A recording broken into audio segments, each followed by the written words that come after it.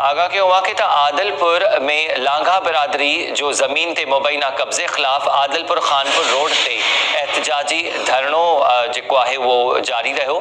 बासर लियाकत अली गडाणी असांजे खाते वारी ज़मीन ते कब्ज़ो कयो आहे। लंगा बिरादरी तरफ़ां एहतजाज कयो वियो आहे।